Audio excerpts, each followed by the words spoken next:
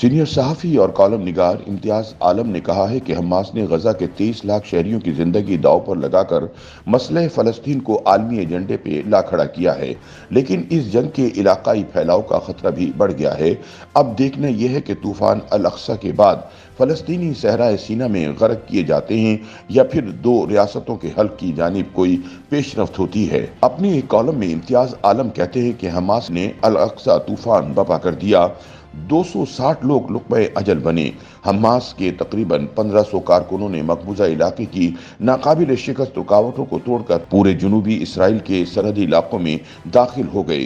50 برس بعد یہ دوسرا حیران کن حملہ تھا جس نے اسرائیل کے جدید ترین سیکیورٹی حصار کو توڑ ڈالا۔ منقسم اسرائیلی حکومت، سیاسی خلفشار کے ماحول میں نیتن یاہو کی مخلوط حکومت کچھ ایسی الجھی کہ سلامتی کو درپیش خطرات سے اوجھل ہو گئی، جس کا فائدہ حماس کے گوریلا سرپرائز اٹیک کو ہوا اور اسرائیل کے قومی دفاع کا تصور پاش پاش ہو گیا۔ مگر سوال یہ ہے کہ حماس نے جب یہ حملہ پلان کیا، اس کے پاس غزہ کی شہری آبادی کے تحفظ کا کیا منصوبہ تھا؟ اس دوران امریکیوں، عربوں اور اسرائیلیوں میں مغویوں کی رہائی سمیت جنگ بندی اور مسئلے کے سیاسی حل کی کوئی بھولی بسری راہ نکالنے کی کوشش شروع ہو گئی۔ امتیاز عالم بتاتے ہیں کہ ابراہیمی معاہدات کے تحت عرب ملکوں کے اسرائیل کے ساتھ سفارتی تعلقات کی بحالی، اسرائیل اور سعودی عرب کے درمیان ہونے والے مذاکرات کی کامیابی کے امکانات اور فلسطینی ریاست کے قیام کے عالمی وعدوں کی بے وفائی ایسے مقام پر پہنچ چکی تھی کہ کچھ بھی رد عمل آ سکتا تھا۔ حماس جو غزہ پر حکمران تھی، خود اس کی مقبولیت میں تیزی سے کمی آ رہی تھی۔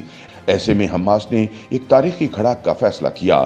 یہ وہ وقت تھا جب فلسطینی اتھارٹی، فلسطینی محاذ آزادی اور صدر محمود عباس کی حکومت پھر سے عوامی حمایت حاصل کرنے جا رہی تھی۔ کمال کی منصوبہ بندی سے اور اسرائیلی انٹیلیجنس سروسز کو دھوکہ دیتے ہوئے حماس نے وہ حربی حربہ آزمایا کہ پورے اسرائیل اور مغربی دنیا کو حیرت زدہ کر دیا، لیکن یہ مظلوموں کی اسرائیلی شہریوں کے خلاف ایسی جارحیت تھی جو پیدائشی جارح اسرائیل کو مشتعل کرنے کے لیے بے مثال تھی۔ لیکن اس بار مشکل یہ آن پڑی کہ حماس کے جنگجو 150 کے قریب اسرائیلی شہریوں اور فوجیوں کو یرغمال بنا کر غزہ کی پناہ گاہوں میں لا کر مقوی بنانے میں کامیاب ہو گئے۔ امتیاز عالم کہتے ہیں کہ اس سب پر مغربی رد عمل آنا لازمی تھا اور اسرائیل نواز مغربی میڈیا نے اسرائیل کی مظلومیت اور حماس کی مہم جوئی کو خوب اچھالا، خاص طور پر سویلین کی اموات کو۔ امریکہ اور یورپی یونین کھل کھلا کر اسرائیل کی پشت پر کھڑے ہو گئے اور اسرائیل کی حق دفاع کا ایسا چرچا کیا کہ اسرائیل نے غزہ کی چھوٹی سی پٹی میں 23 لاکھ فلسطینی شہریوں پر 6 روز میں اب تک 6000 سے زائد بم برسا دیے ہیں، جن میں 2000 کے قریب فلسطینی شہید ہو چکے ہیں۔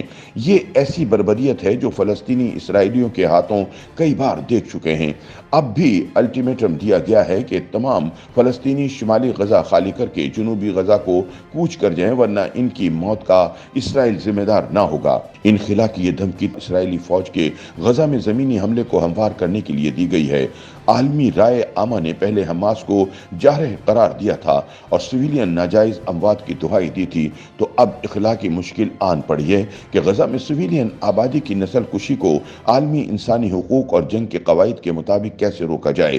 اقوام متحدہ، جسے مسلم دنیا میں بہت مطعون کہا جاتا ہے، کہ سیکرٹری جنرل نے زمینی حملے اور فلسطینی انخلا کے خلاف سخت موقف اختیار کیا ہے اور انسانی المیے کو روکنے کی اپیل کی ہے۔ اسرائیلی رائے عامہ کا زیادہ زور اسرائیلی مغویوں کی بحفاظت بازیابی پر ہے۔ اگر زمینی حملہ ہوا تو پھر ان مغویوں کی جان خطرے میں پڑ سکتی ہے۔ امتیاز عالم کہتے ہیں کہ اگر اوسلو کے معاہدے پر عمل ہو جاتا تو آج دہائیوں سے جاری فلسطینیوں کے قتل عام کا سلسلہ بند ہو جاتا اور اسرائیل، عرب اور فلسطینی ساتھ ساتھ زندہ رہو اور زندہ رہنے دو کے بھلائے گئے سنہری اصول پر کاربند ہو چکے ہوتے۔ 1948 سے 1967 کے درمیان اسرائیلی نو آبادیاتی آبادکار ریاست کی توسیع پسندی کے نتیجے میں اردن کے مغربی کنارے، غزہ، مصر کی وادی سینا اور شام کی گولان کی پہاڑیوں کے علاقے اسرائیل کے قبضے میں آ گئے۔ بجائے اس کے کہ ان مقبوضہ علاقوں پر فلسطینی ریاست بنتی، اسرائیلی آبادکاروں نے وہاں اپنی بستیاں بسانا شروع کر دیں اور خود یروشلم، جہاں 3 مذاہب کے مقدس مقامات ہیں، عرب اسرائیل تنازع کی بڑی وجہ بن گیا۔ जो आज तक जारी है। फलस्तीनियों की आज़ादी की तवील जदोजहद में PLO इसकी नुमाइंदा तंजीम बनकर उभरी और फ़लस्तीनी अथॉरिटी का क़याम अमल में आया, लेकिन सदर यासर अराफात के इंतकाल के बाद फ़लस्तीनियों को सेकुलर और मजहबी बुनियादों पर तकसीम किया जाता रहा। हमास भी अख़वानुल मुस्लिमीन के ज़ेर असर एक जंगजू तंजीम के तौर पर सामने आई। अब देखना यह है कि तूफान अल-अक़सा के बाद गजा इसराइलियों के हाथों ज़मींबोस होता और फ़लस्तीनी सहराए सीना में गरक किए जाते हैं, या फिर दो रियासतों के हल की जानिब कोई पेशरफ्त होती है। YouTube पर गूगली न्यूज देखने के लिए youtube.com की सर्च बार में गूगली न्यूज टीवी टाइप करें। गूगली न्यूज के पेज पर सुर्ख रंग के सब्सक्रिप्शन वाले बटन पर क्लिक करना ना भूलिए। YouTube पेज पर अपलोड होने वाली वीडियोस से बाखबर रहने के लिए बेल आइकन पर क्लिक कीजिए। आपको हर नई वीडियो के बारे में नोटिफिकेशन मौसूल हो जाएगा।